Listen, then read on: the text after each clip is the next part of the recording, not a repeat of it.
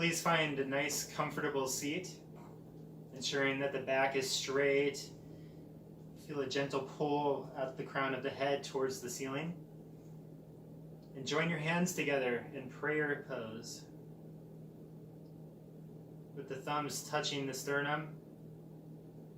We're going to say Om, chant Om in 3 Shantis. Inhale. Exhale. Inhale together.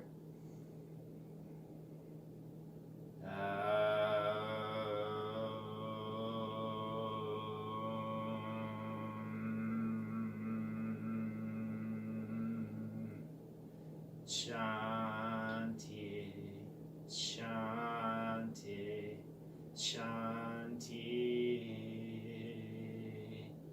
Hari Om. That said, slowly bow your heads. Inhale and bring the head up.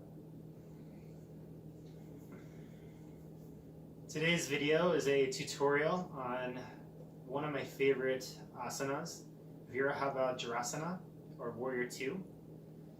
It is a standing posture that is really good for increasing strength, the stability of your body, and the concentration of the mind. It's actually named after a mythical Hindu warrior who was said to be an incarnation of the god Shiva. Shiva represents the unmanifested potential that is within each and every one of us. And so by doing this posture with our physical bodies, we are in a way bringing this unmanifested potential down into our life experience. We become powerful warriors of peace through practices such as asana.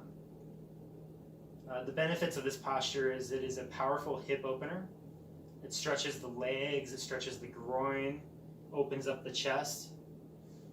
It can increase the stamina, increases the arches of the feet, and helps to stimulate healthy digestion. There's a ton of benefits with this posture. You're going to see some strengthening in the thighs and the buttocks, some toning of the abdomen, the arches of the feet, the ankles. It's going to open up the chest and the shoulders and increase our capacity for holding the breath, for inhaling, taking more effective breaths and getting more oxygen into our body and increasing the circulation in our body, by the way that it engages the upper and lower body at the same time. There are some what we would call contraindications, or just for some people this posture may not be great for. If you've had a recent hip, shoulder, or knee injury, I would ask that you don't do this posture.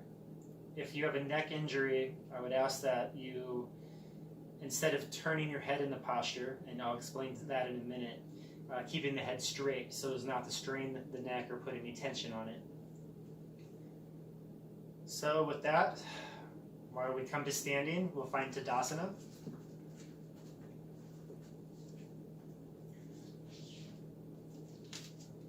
Tadasana at the front of the mat.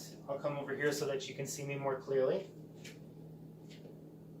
And here, let your focus come to your breath, to your natural breathing pattern right now.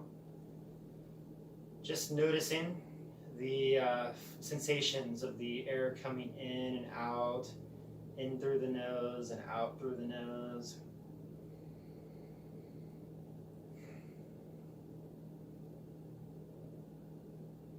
Bring your awareness to your feet. How is the weight being displaced in them? Feel a sense of rooting down through your feet, making a firm and stable foundation. And even breathing as though you're drawing the breath up from your feet to the top of the head and back down and out your feet on the exhale.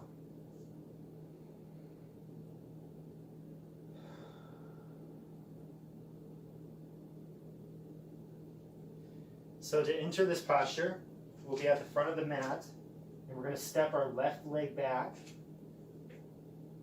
about 3 to 5 feet, depending on how tall that you are.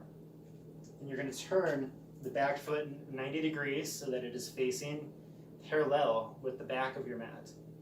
Front of the mat foot is facing directly this way, so you have a 90 degree going on there. And from here, we're going to turn our abdomen forward, bring our arms up so that our arms are parallel with the floor. And from here, we're just going to take a couple breaths just to tune in and bring the awareness to the body.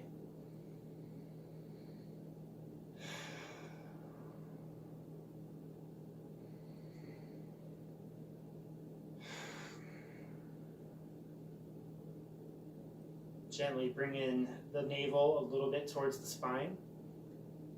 Turn your head and look over your middle finger and slowly sink down.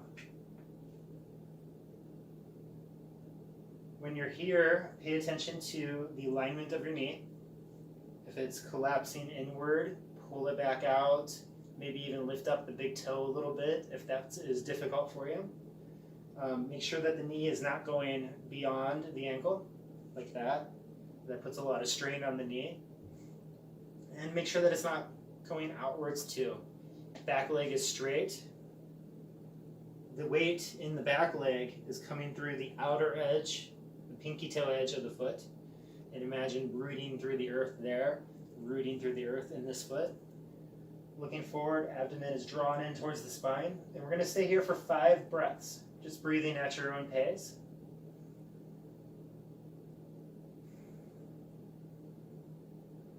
If Ujjayi breathing is a part of your practice, go ahead and engage that now.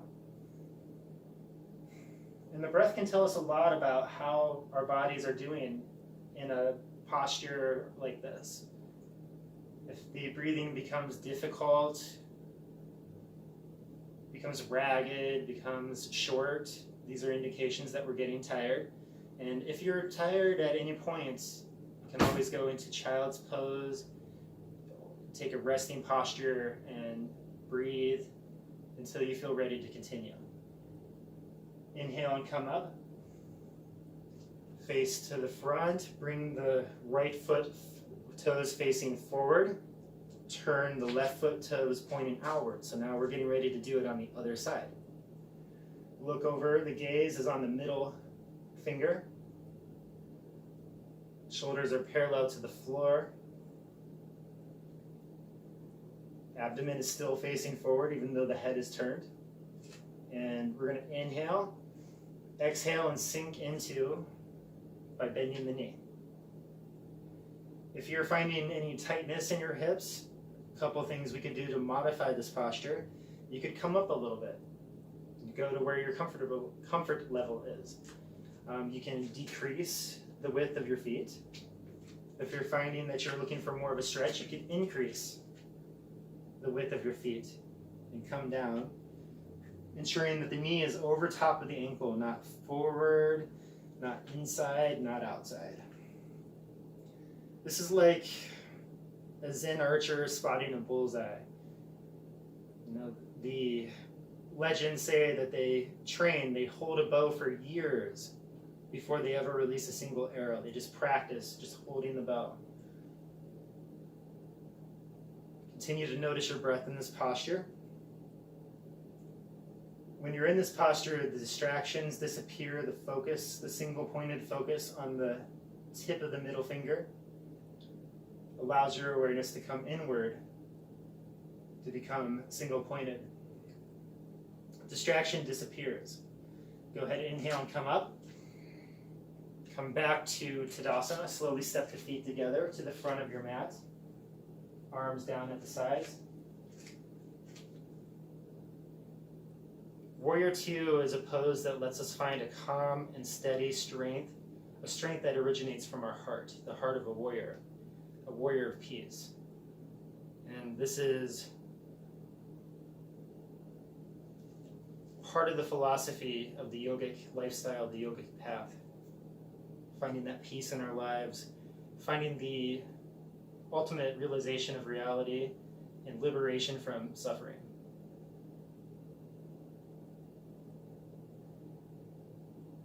So go ahead and join the palms together in prayer pose. Thumbs are touching the sternum. We're going to close out this tutorial. Take a nice big inhale through the nose. Out through the nose. We'll do an Om and 3 Shantis. Inhale together.